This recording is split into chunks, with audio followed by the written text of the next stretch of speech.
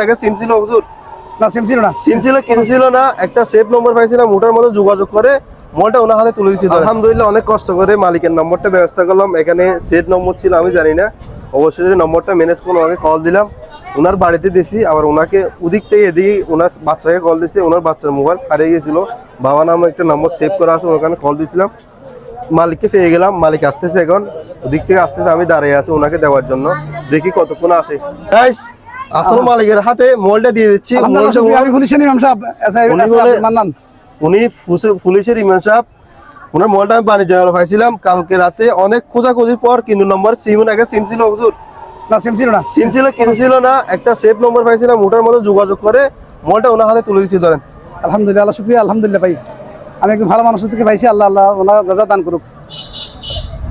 আলহামদুলিল্লাহ গাইস, মোবাইলটা আসল মালিকের হাতে তুলে দিতে পারছি, আমার অনেক ভালো লাগতেছে। আপনার দুয়ো সাউটের কারণে মোবাইলটা তুলে দিতে পারছি। যে ব্যক্তি থেকে মোবাইল হারিয়ে গেছে উনি একজন মসজিদের ইমাম সাহেব, আমার ওনার হাতে মোবাইলটা দিয়ে আমার এমন ভালো লাগতেছে, আপনাদেরকে বলে ভাষা বোঝাইতে পারবো না। তো সব ভালো থাকবেন, সুস্থ থাকবেন, আসসালামু আলাইকুম।